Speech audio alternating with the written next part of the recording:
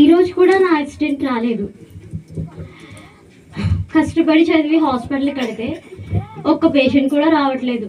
సరే ఈ రోజైనా వస్తారో రారో చూద్దాం.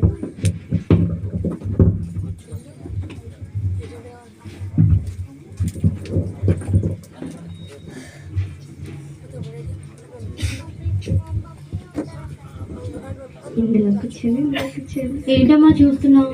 ఇక్కడ 2 కుర్చీలు ఉన్నాయి. ఇక్కడ డాక్టర్ ఇందులో కూర్చోవాలి. నీకు అక్కడ 2 కనబడుతున్నాయా? సరే దీంట్లో కూర్చో. చెప్పమ్మా నీ ప్రాబ్లం ఏంటి? నాకు ఈ మధ్యన 1, 2 కింద కనిపిస్తున్నాయి డాక్టర్. అవునా, సరే ఉండు, మెడిసిన్ రాసిస్తాను, అది వాడు.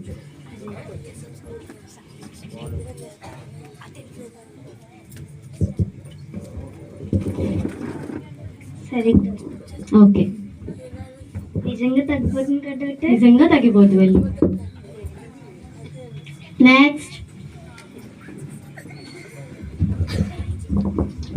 చెప్పమ్మా నీ ప్రాబ్లం ఏంటి? నాకు ప్రాబ్లం ఉంది డాక్టర్. చెప్పు.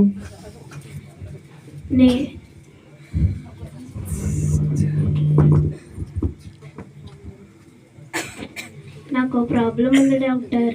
ఒక్కొక్కసారి బోలెడంత ఆనందం వేసేస్తుంది, ఒక్కొక్కసారి బాధగా ఉంటుంది డాక్టర్, ఒక్కొక్కసారి ఏడుపు కూడా వచ్చేస్తుంది డాక్టర్. దీన్నే మా భాషలో పిచ్చి అంటారు.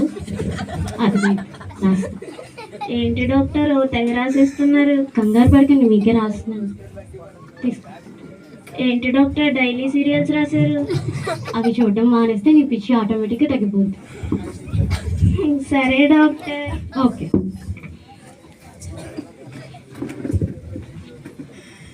ఋతు. హాయ్ గ్లోరీ, ఏంటి నువ్వు వచ్చావు? నేను ఫోన్ చేస్తా వచ్చేదాన్ని కదా. ఏం లేదు ఋతు, నాకు ఒక చిన్న డౌట్ ఉంది, అడుగుదామని వచ్చాను. డౌటా? సరే కూర్చో. అదే ఋతు, ఈ సృష్టిని చూస్తుంటే దేవుడు ఉన్నాడని అర్థమవుతుంది. మనం పాపం చేయడం వల్ల మరణిస్తున్నామని వస్తుంది. అసలు మనుషులు ఎందుకు మరణిస్తున్నారు? సరే నువ్వు నన్ను అడిగావు కదా, నాకు తెలిసింది చెప్తాను, విను.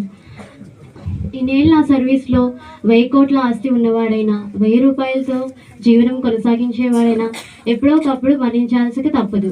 కానీ ఒకటి మాత్రం నిజం, పాపానికి వచ్చే జీతం మరణం. ఇది మాత్రం గుర్తుపెట్టుకో. అయితే పాపం చేసిన వాళ్ళే మరణించాలి, కానీ మంచి వాళ్ళు కూడా ఎందుకు మరణిస్తున్నారు ఋతు? అది ఏం న్యాయం అసలు? ఈ న్యాయాలు ధర్మాలు నాకెలా తెలుస్తాయి? వెళ్ళి లాయర్ని కనుక్కో. Okay, thank you. ఓకే.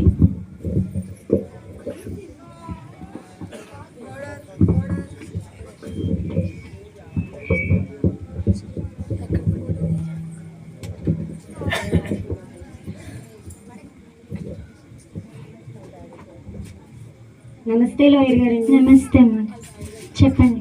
నాకు ఒక చిన్న డౌట్ ఉందండి, అడుగుదామని వచ్చాను. చెప్పండి అమ్మా. ఈ సృష్టిని చూస్తుంటే దేవుడు ఉన్నాడని అర్థమవుతుంది, మనుషులు పాపం చేయడం వల్ల మరణిస్తున్నారని అర్థమవుతుంది.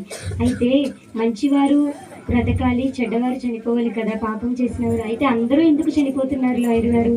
నేను ఒక లాయర్గా చెప్తున్నానమ్మా, ఈ లోకంలో నీతిమంతులు అనేవారు ఒక్కరు కూడా లేరు. ఉదాహరణకు, నీవు పుట్టినప్పటి నుండి ఈ క్షణం వరకు నీ ఆలోచనలు, నీ రహస్య పాపాలు ఈ స్క్రీన్పై చూపిస్తే నువ్వు పారిపోతావు. నువ్వే కాదు, ఇక్కడున్న మనందరి పాపాలు ఈ స్క్రీన్పై చూపిస్తే ఒకరి ముఖాలు ఒకరు చూసుకోవడానికి కూడా సిగ్గుపడుతుంటాం. అంత భయంకరమైన పాపాలు మనం చేసాం. ఈ స్క్రీన్ పై చూపిస్తే అవి చాలా అంత భయంకరమైన పాపాలు. ఒకానొక రోజు ఆ పరిశుద్ధ దేవుని ఎదుట నిలబడగలుగుతామా? ఒకానొక రోజు ఒకటి గుర్తు పెట్టుకో, పాపానికి శిక్ష పడాలి. అదే న్యాయం, అదే న్యాయం. Thank you.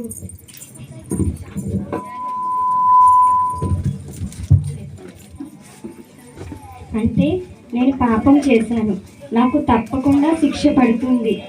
ఇప్పుడు నేనేం చేయాలి? నాకు